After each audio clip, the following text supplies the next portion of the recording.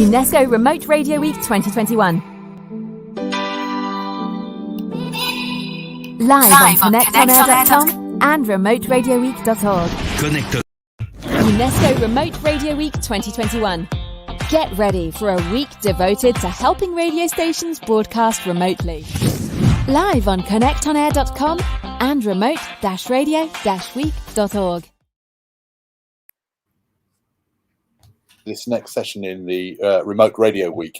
With me today in the studio, we have Bala Murali from Astro Radio, Steve Ahern from the Asia Pacific Broadcasting Union, and Gary Kline from Kline Consulting. Welcome, one and all. I'm Dr. Lawrie Hallett, based here in the UK.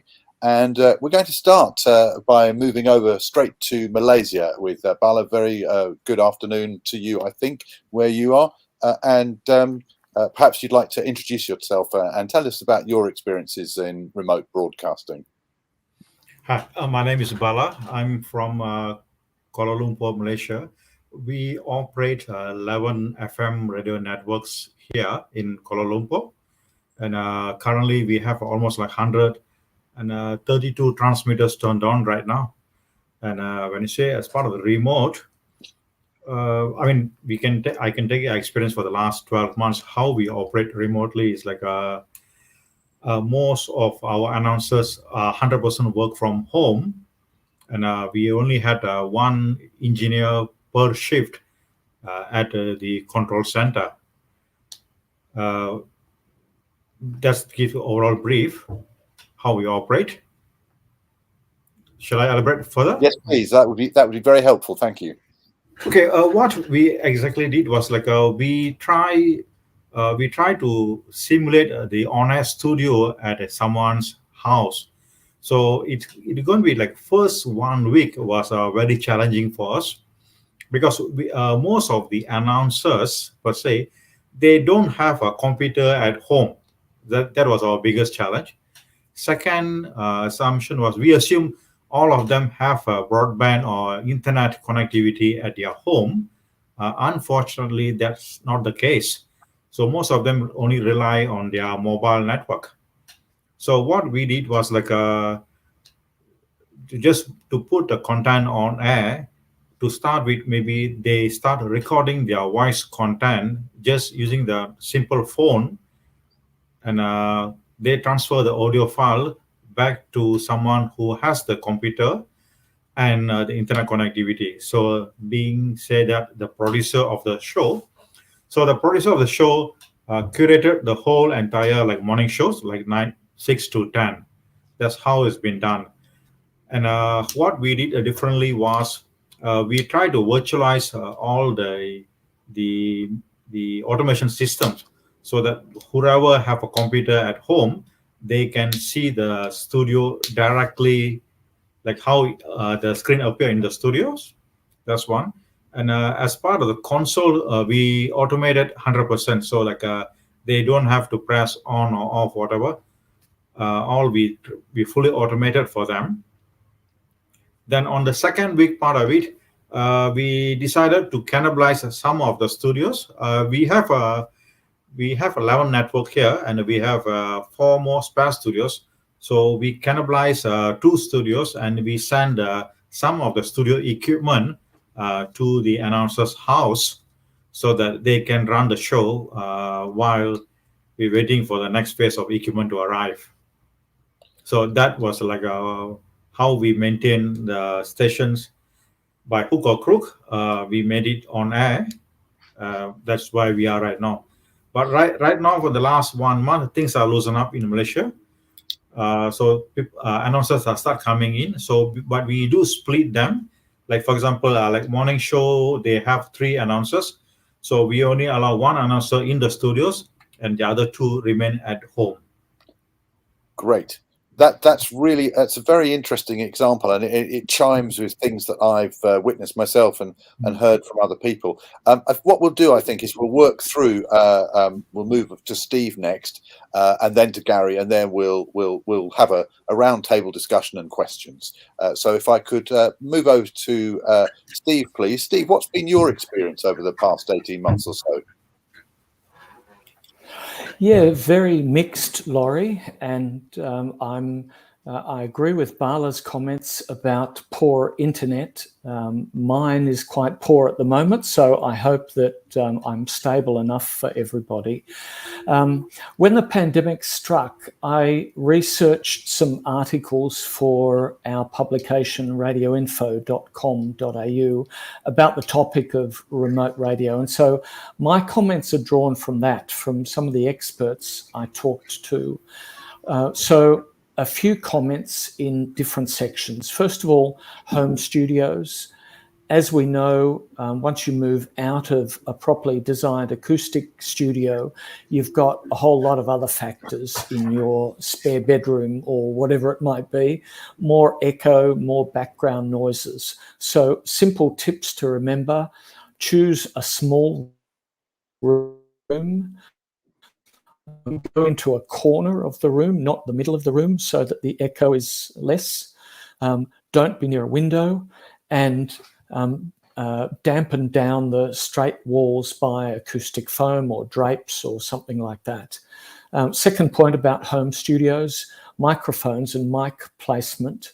Remember that even though you might still be using the same type of microphone, a cardioid dynamic microphone, you're not in the studio environment. So use a much closer mic technique than you possibly would in your studio, but avoid popping, avoid having the mic straight in front of you where you'll pop, move it a little bit to the side.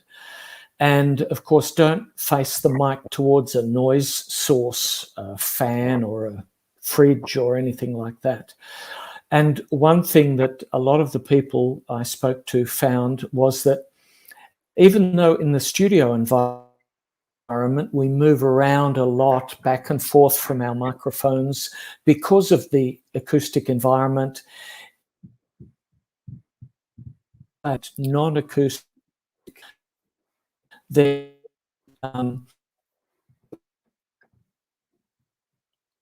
Steve, I think we might have to come back to you, I'm afraid.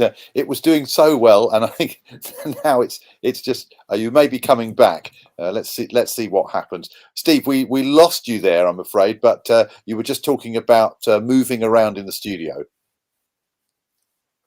Yes, and so my point about that is if you do move a bit, use a headset mic so that the microphone is at a fixed point away from your mouth. So if you're moving around, then the mic is in the same position. Just a couple more points, and then we can expand later in discussion. But I think the playout software, as Bala said, there's many different configurations. You can do live voice tracking or virtual live voice tracking back to the studio. So you only need a computer with a microphone, and then you just load the voice tracks into a schedule that plays out from the studio. Or you might use your software in your computer to trigger the play out so that you're in control of the whole system remotely, but still back to the studio where the main server is. Or maybe the third possibility is that your computer has the audio files and the play out interface on it, and at home you put your computer and your microphone through a mixer, and then you send the whole program back to your base or straight to the transmitter. So there's many ways to set up the software configuration. And probably good if I just leave it there, because I'm sure more things will come out in the discussion. Thank you, Steve. We made it through. There was only one point where it slightly disappeared there. Gary, over to you. What's been your experience over the past 18 months or so? Thank you. And hello, everybody from Atlanta, Georgia, the southeast part of the United States. It's about 7:30 in the morning here, so a little early. I may talk a little slow. So I'm a consultant, and I travel around the country, and I travel internationally at times to help stations with their technical needs and diligence and things of that nature. And obviously, when the pandemic hit in March of 2019, I think it's coming on almost 2 years now, hard to believe. It was almost, and in some cases literally, overnight where people, staff, DJs, on-air talent, and other staff members, accountants, program directors, general managers, really most everybody at the station except the most mission-critical folks that couldn't leave depending on the situation, were ordered to stay at home. They were told to do that by their employer and or told to do that by their state or local governments, with what we called stay-at-home orders. So what I found was that many stations were not equipped to handle the large amount of remotes that they had to set up. I mean, most stations before pandemic had a way to broadcast live from outside the station. I mean, many stations had a way to do it via Comrex or Tieline or Digigram or Skype or Zoom or any number of other methods to get some kind of remote broadcast going, even cellular phone if necessary. But what I found was that a number of stations didn't have enough of that. So if they had 3 studios, 4 studios, 5 studios, meaning 5 stations in their building, they might not have had enough equipment to broadcast for all 3 or 4 or 5 stations at one time. And so everybody had to scramble, which put a big load on the manufacturers in terms of shipping, building, and then shipping equipment. Thankfully, before a lot of the supply chain issues that we all face now hit us, this goes back almost 2 years, remember. But I found that not everybody was ready for that. So a lot of people had to scramble, and I spent some time as a consultant helping people get their system set up. In addition to that, and that meant, codecs or computers, as Bala pointed out, microphones. I think Bala said they pulled some stuff out of studios because, frankly, they probably needed it right away. And I saw the same thing happen, with the folks that I work with. But the other things that people weren't ready for immediately or didn't have enough equipment to handle were the other things that come along with working from home. We talked a lot about, on air and how did we get our jocks on air. I call them jocks here in the U.S., call them air talent elsewhere. But how did we run traffic and billing from outside the station? Were you already on a cloud-based system? Were you working on a VPN or some direct nailed up VLAN to somebody's house? Did you have that in place? And what security risks or security systems did you have to bypass almost overnight to allow people to punch through your firewall, to get into traffic and billing, to get into your on-air automation systems? And so I found that a lot of that went on where everybody was just scrambling. And that also included, potentially sacrificing quality and on-air sound. We might have grabbed a USB mic or whatever we could find and we used a lower grade codec. Like Bala pointed out, not everybody had internet or strong internet at home. So those are the things that I found. Now, here's the deal. At this point in time, my point of view is we're almost 2 years into this, and frankly, anybody that needed a broadcast from home, even if they scrambled in the beginning to make it happen, they made it happen. So now where are things? Are we going back and assessing the quality of our broadcasts? What did we do right? What would we do differently? How can we be better prepared for, hopefully never, but let's say the next time? What security systems, firewalls, VLANs, SD-WANs did we put into place or not put into place that we need to go back and do? How do we assess all this as engineering managers, technical types? And how do we prepare a budget, and how do we put that in front of our bosses? For me, my bosses are my clients. For somebody who works at a station, your boss might be the operations manager, the general manager, or COO or CFO. But how do we collect all that info and be better prepared for the next time if we're not already? Obviously, there are several, by law of averages, statistically, there are people watching this that have done a great job and are ready for the next one, spent the last 2 years getting everything ready in tip-top shape. But for those that haven't taken a moment to do that or haven't had a chance to breathe to do that, it's my suggestion that you start thinking about that. So those are some of the things I found at a higher level. I mean, we've had great people on this call to talk about microphone technique and, what piece of equipment to buy, and I could talk about that. I'm thinking about this from the higher level, I'm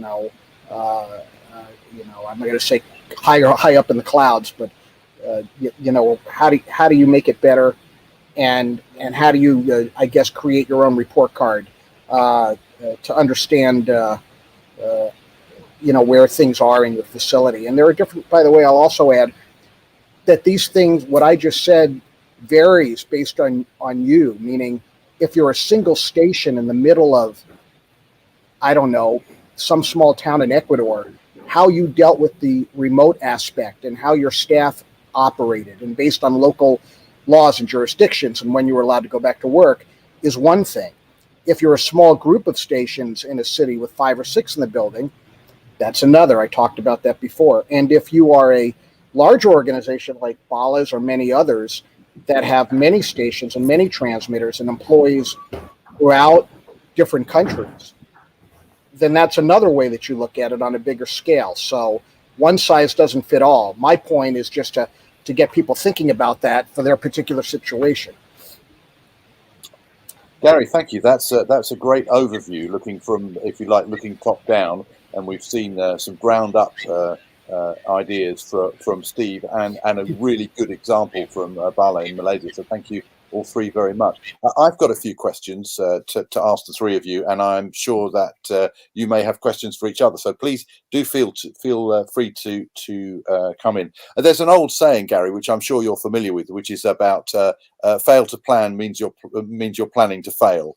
And so planning, I think, was something that a lot of us didn't have the luxury of at the beginning of this, because it was such a, if you like, a bolt from the blue, something that we really weren't expecting. And I'm pretty certain that nobody was really expecting it to go on for as long as it has. But of course, from adversity comes potential for change. Bala, if I start with you, you talked about having 11 radio networks and 132 transmitters. That suggests to me that you've got an awful lot of presenters that you would be working with, but you only had 4 studios to cannibalize. So in those early days, how did you manage to allocate your very limited resources? Did you do it on the basis of your, if you like, your premier stations, or did you do it in terms of where physically you could get equipment out to presenters easily? I think you're muted. I beg your pardon. Yeah. I'm sorry. Okay. What we did was for each of the show there is a producer. So our main concentration is we try to equip the producer with the necessary computer and tools, whatever software required, so that all the other contributors, all the announcers as a contributor, so they record their voice segment and send it to the producer, so that the producer can repack it into the studio system. So by that, so we don't have any security issues to address with. So they only access the screen via virtually. If worse come to us, if anyone trying to attack, they only attack the virtual screen. They cannot access to the back engine of the broadcast. So we approach all the producers first, and some shows we don't have a producer. So what we did was we did some juggle between announcers. Some announcers who are scheduled to go live in the morning, we shift them in the noon, so that they have a better connectivity. And one of the biggest challenge which we had was most of the announcers, they stay in a very high-rise building, where even in high-rise building, the mobile network are not that super efficient. Sometimes to transfer maybe 100 meg file, it takes them more than 30 minutes. So we cannot use the kind of network. So what we did was we purchased the mobile network, mobile data, some kind of devices. We managed to get it because we have one of the telco which is supporting us. So we purchased I think more than 50 units and send it to whoever have internet connectivity issues. So we addressed the first issue. Then subsequently the computer. Not everyone has a computer at home. So whoever don't have the computer, then we try to equip the computer with necessary software for them, and necessary recording software for them to record their voice. Then after the second week, almost all of the announcers able to record their voice segment and edit and manage to dump into the main broadcast system. So effectively what you were doing, Bala, if I've understood this correctly, is that your programming became largely pre-recorded. You were not actually doing full live programming because primarily of network connectivity issues. Most of even the voice delayed by maybe 3 minutes. But the pieces coming into those programs had been effectively pre-recorded, sent to the producer. The producer then mixes, and then that creates the pseudo-live programming. Yeah, exactly. That's right. And was that how you continued through until things began to become more relaxed in Malaysia? Yeah, that's right. That's what we did. Most of them are pre-recorded. Like for us, like a 3 minutes delay is not a big issue because we still can carry the current news, the current affair, politics, and all that, even up to traffic. Even the traffic teams, they work in a different system. I'm talking about radio traffic as a vehicle movements and all that. Even they also did the same approach, and their segment comes in just like as soon as the announcer finished their announcement, then the traffic comes in the picture. And do you think? Let's ask that question again. What do you think the reaction was of your audiences? Did they notice fundamental differences, or do you think that their perception was that you were providing almost business as usual? For the public is they don't see that they didn't realize that all the contents are pre-recorded. Sounds to me like you got it right in that case. Yeah, that's right. Gary, can I just come back to you and ask you? You talked a lot about the and of course that is a serious issue. But I wonder, did you, in wearing your consultancy hat, experience particular examples where people did hit problems with deliberate attacks on their systems? I didn't. Great question. I didn't experience. Trying to make sure I'm not forgetting anything here because it's been a while, and I did sleep once or twice in the last couple of years. But I don't think I ran into anybody that I know of that had an attack that I could point my finger and say, yeah, they got attacked. I know of some major ransomware attacks on radio stations and radio companies in the United States in the last 18 months, that including one about 2 months ago that took down a number of radio stations and billing systems and cost millions of dollars in damage. But I don't know that those attacks that were, I guess, call them successful, were related to security lapses due to changes made for the pandemic. So I don't know that they are related to that. But again, I do know of real challenges and losses of revenue. If anybody cares to know about it, I don't want to mention the names of these companies, but it's all public. It's public now. If you Google, ransomware attack, U.S. radio company or something like that, you'll find some articles, I'm sure. But as far as the pandemic-related changes that were made or quick overnight, security feature items that were disabled, and then an attack came, I don't know of that. But as we operate in this space, in this medium, and certainly the world of IT and security, we never know when something might happen, and we definitely don't want to allow it. And what Bala just said about allowing access to screens and stuff makes a lot of sense, and that's great. And I know people who did that through TeamViewer or Zoho or other remote desktop, other methods. But I also know a lot of stations that weren't set up that way, or how to make other changes to allow people into systems. And so, like I said, every situation is unique or different, although we can find some common threads. A pandemic aside, on the subject of attacks, I think we always need to be on guard. All it takes is one email with one wrong click of an attachment, and even less than that with some of these sophisticated attacks. And if your network isn't set up right, here in the U.S., we saw one attack we think probably came in by email. transverse through Active Directory to a whole bunch of stations all over the country in a matter of minutes. And depending on who properly isolated their on-air systems and automation playout, they went down. And then depending on who had backup or didn't have backup, they went down. I'll tell you that some of the stations I work with, obviously maybe had some live programming where they had to have some IP-based or hardware-based, IP-based codec, like a Comrex to transmit back to the radio station.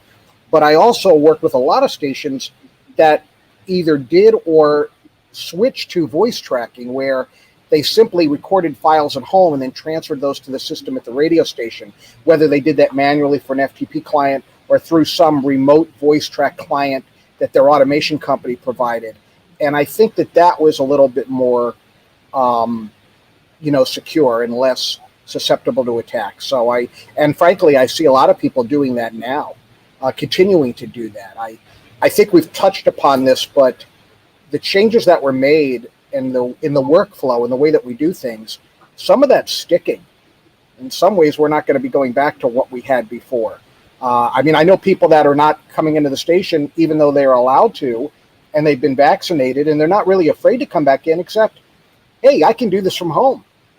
And I'm allowed to do it from home, so guess what? I'm going to do it from home. Production, on air.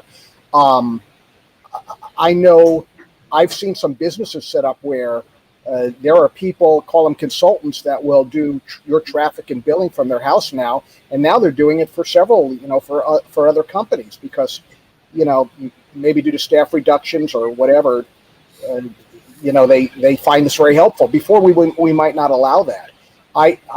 I see people still selling via Zoom, and where before we would think that was like not even something you'd ever consider. You always went out and visited your client, or you tried to, certainly have a relationship with somebody in person. More things are now being tolerated over Zoom or Skype or whatever it is you like to use. Blue Jeans, Microsoft Teams, whatever your preferred choice of video conferencing is. I see a lot more of that. So, that's another thing to think about. Thank you. Absolutely. I think your point about security is well made, because it, as you say, it only takes one slip for people to encounter some really serious problems. I'd like to just say hello to someone who's put a message in. This is from Raj Elixir. And Raj says, hello, how did you manage to handle live on air from remote locations and home studios? Perhaps that's something that Steve might like to comment on. Yeah, thanks, Lawrie, and hi, Raj. Good question. I think my first segment was an illustration of one of the problems of handling live, and that's the inadequacy of internet services. And let's not forget, we're talking about radio. Broadcast radio has spent decades making sure that it's robust, that the transmitters keep going, there's lots of backups, etc. Mobile phones, internet have been around for 1, maybe 2 decades. They haven't had the same kind of imperative to build robust systems. So when we as radio broadcasters are using their systems, we're using a weak system. So ideally, if we have time to think ahead, we should be installing direct broadcast lines. These days they're IP lines, but a few direct lines, and buying dedicated space in hubs and network feeds, so that we have control rather than internet services or mobile services having control. And what I did after I was aware I was breaking up before, I used one of the principles that I tell everybody: have multiple backup paths. So I was using my main internet, home internet here, but where I am in Sydney, it's 10 o'clock at night. All of Australia is watching movies on internet services. And so the total bandwidth in Australia is totally full. And so I was dropping out. I knew that I had 2 other services. I switched to tether to my mobile phone data service where my plan is good and where probably fewer people are using that service. So there's a key point for you, Raj. Whatever you're going to do live from home, have more than one possible connection, and I would say 2 or 3 different providers so that you've got choices. And the other thing is, the more steps there are, the more points of failure there are. So there could be multiple points of failure in your path from where you are to the transmitter. Minimize the number of steps by not having to go through many studios, etc. We heard about that. And a few other just small points about connectivity. It's useful to connect to your colleagues. If you're doing a show with several people or whatever, you might want to connect on your iPad and connect via a video service to look at your co-host.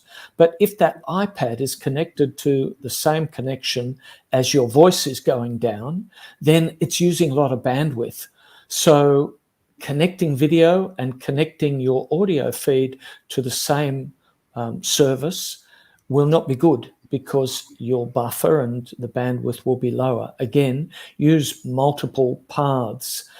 And probably the final point is that if you're trying to reconnect, then make sure that when you do reconnect, you've got an automatic reset. This conference system was pretty good. It reset me straight in. But some of the systems, because there are firewalls at the back end, there's the security provisions that we've talked about, they may lock you out and it may take you a long time to get back. So they're all some of the things I would think about for those live connections that Raj mentioned. Thank you, Steve. Would Gary or Bala like to add anything to that? Okay, I can start first. What we did was we have almost maybe 50 to 60 announcers.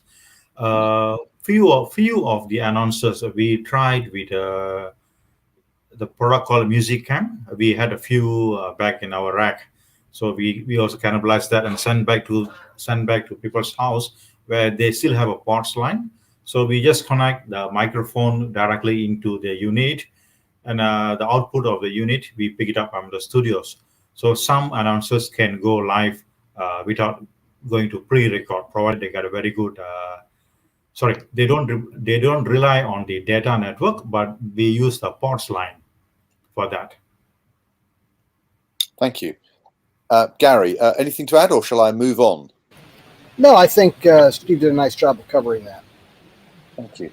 I mean, one of the things that I've noticed as a listener, forget wearing my broadcasting hat, is that some of the quality on BBC World Service and BBC domestic programs, in terms of outside lines, there are really two issues. There is the quality issue of the incoming audio and the reliability. So in live news programs, a lot of links have dropped and had to come back, and as Steve said, you have a fallback, and here in the UK the fallback is still the telephone line, so you'll get an excellent quality fairly high bandwidth audio connections, for example from a politician or a performer, and it will drop, and the next thing you know it comes back as a telephone line.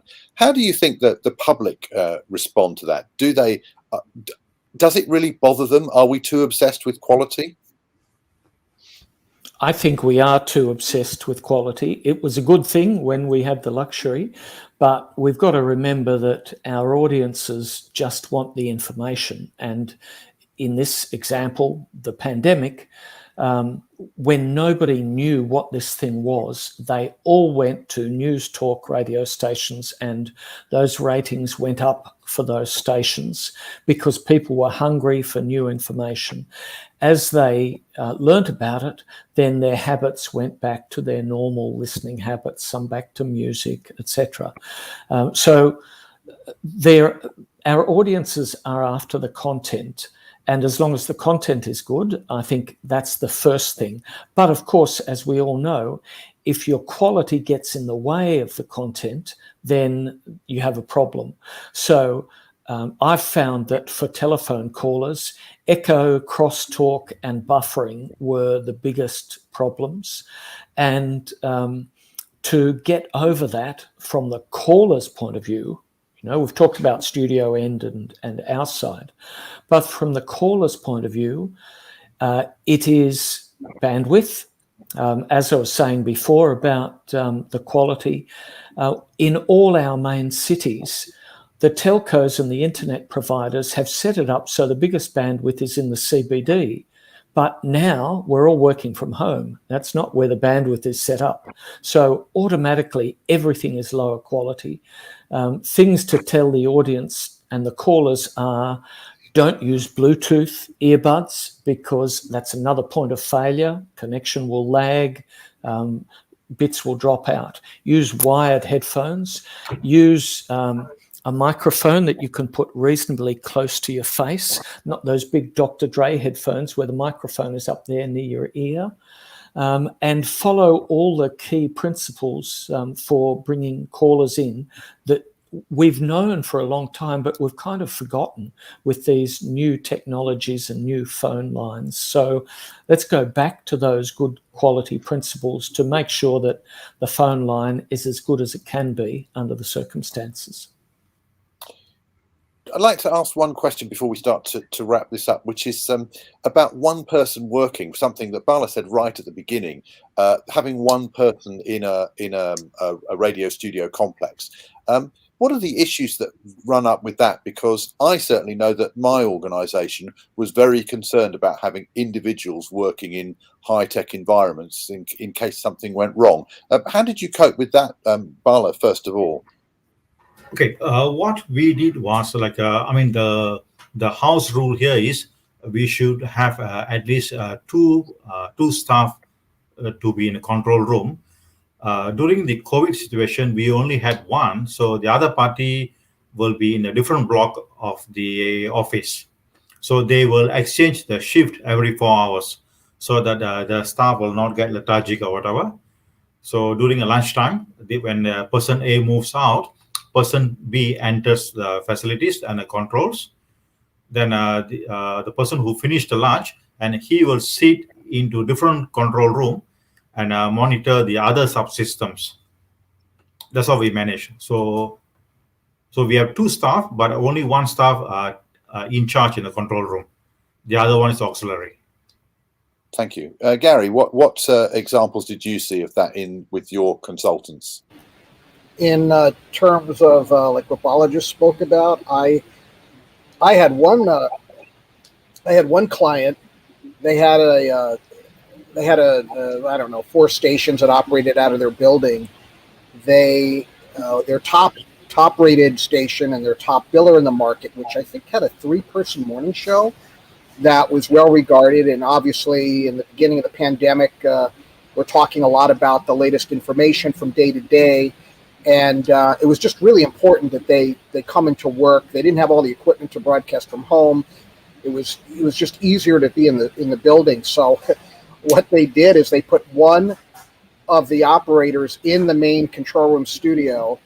They had one person in the conference room in another part of the building, and another person, I think it was in an office or the break room. And they literally had, in the very beginning, before things could be worked out permanently, or more permanent, if you will, they had microphone cables running up and down the hallway and headphone cables, and separated physically the people at their station, that way. They didn't have any bandwidth issues. They just ran a cable down the hall. So, I mean, I walked in one morning and I'm like, why are you sitting in the conference room with headphones and a microphone? What are you doing in there? And then it was explained to me and I was like, oh, okay, I get it. Well, that's creative. I don't know. I guess that's one of the things we're lucky about. We do work in a creative industry. We've got a couple of minutes to go, and I'd like to wrap things up by asking each of you, perhaps starting with Steve, as to what are the takeaways from the last 18 months? What have we learnt, and what might we do differently in future? And what are we going to carry on doing just because we've realised it works? Yeah, they're good questions, and I think every broadcast operator in the world is considering those. So what we've learnt is that our kind of people like to work together, and this remote working is not as conducive to creativity as being together. So people do want to work together, but they want to work in safe environments, and this kind of remote working is a fallback when you have to. We've discussed the ways of doing it. I think probably, and I'm also just going to share an article which has a lot of references to some of the technology in it. So that's in the comments section, I think, or the chat at the moment. Somebody might share it with all the participants. And I'll just mention a few of the things, because I think the technology, we have to know the technology that's out there to allow us to make these connections. And there's a whole lot of things that we haven't talked about or thought about before that we need to talk about now. That's ways of connecting through browsers. So one of the stations uses ServLink with an HTML5 digigram routing system. Others use IP connections, Kline IP codecs, RCS Zeta, the Caller One phone box, which brings in WhatsApp and Skype. There's a lot of things that our suppliers of equipment have learnt from this, and they've now rolled those capabilities in. Yeah, thank you. That's the article. That's all from me. Next. Apologies, I was muted there by mistake. We've come to the end of this session. Far too much to talk about and not enough time, which shows it was very interesting material. So Gary Kline and Steve Ahern and Bala, thank you very much indeed for your contributions to this. And I hope those listening and watching found it interesting too. Thank you very much indeed, all of you. Thanks, Lawrie. Good to talk to you all. UNESCO Remote Radio Week 2021. Get ready for a week devoted to helping radio stations broadcast remotely. Live on connectonair.com and remote-radio-week.org. Connect on Air. UNESCO Remote